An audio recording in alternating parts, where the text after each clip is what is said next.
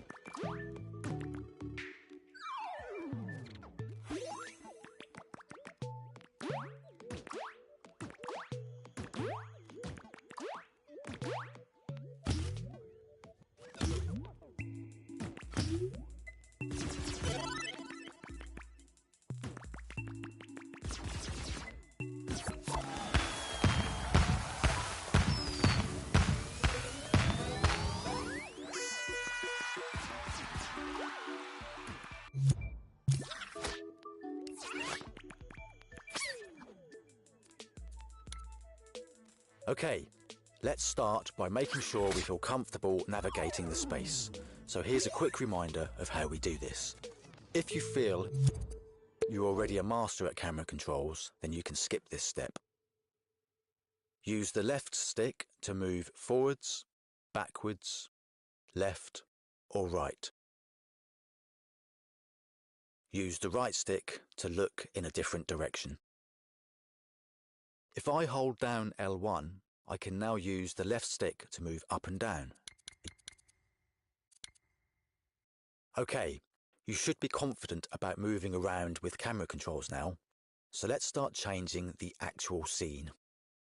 Before we do that though, you may have noticed lots of these little bright cubes scattered around. These are gadgets. We don't need to see them for now, so let's hide them. Go to the menu, find the Show Hide button, and make sure electronics are turned off. That'll make things a bit clearer. Okay, let's start changing the track layout. In this step, I'll be talking about deleting, moving, and cloning. If you feel you're already a master of these techniques, then feel free to skip this step. Hello again. I know some of you out there like to be all neat and tidy, line things up, keep things at right angles, etc. If this is you, then you can use the various guides to make you feel less itchy. Grid Snap is most useful for this. Look in the menu under Guides. Turn on Grid Snap with X, and then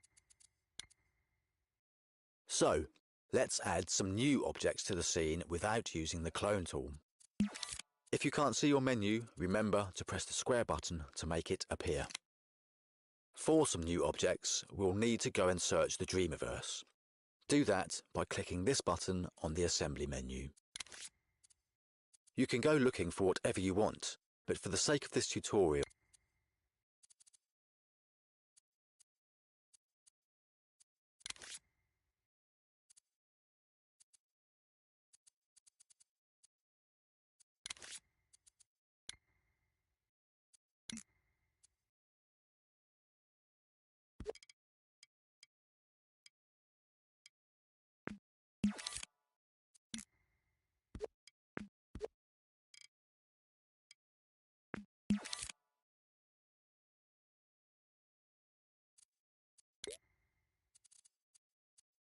we'll stick to the Dreamiverse collection. So make sure you're in there. Go in and choose a bounce pad with X.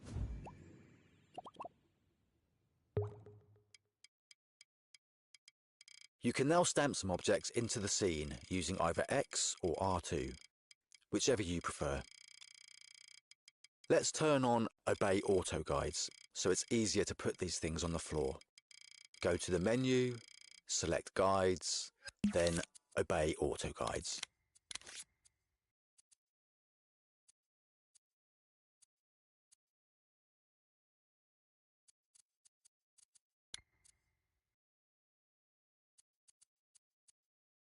Go to the menu, select Guides, then Obey Auto Guides.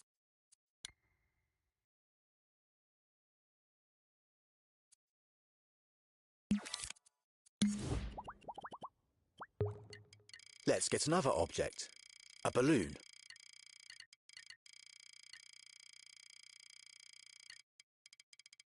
Now, make sure all the guides are off and stamp a balloon in the air.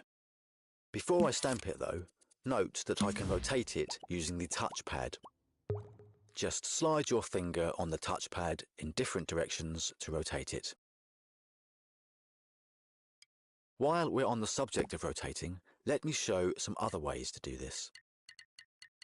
Try grabbing something by holding R2, then use the touchpad to rotate it, just like we did before we stamped the balloon.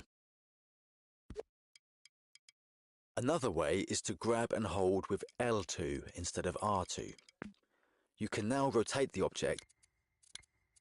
So, by now you know how to build a scene from scratch. But Hello again. Let's get a bit deeper now. Assuming you haven't gone triangle button mad and deleted everything in the scene, there will be some objects in there that you can modify in ways other than just deleting them or moving them. Let's find one of these bounce pads, for example. Let's turn on electronics, as we want to look at those now. If they aren't already visible, then go to the Show Hide on the menu and make sure electronics are turned on. Notice if you hover over the object you animated, you'll see the path that it follows.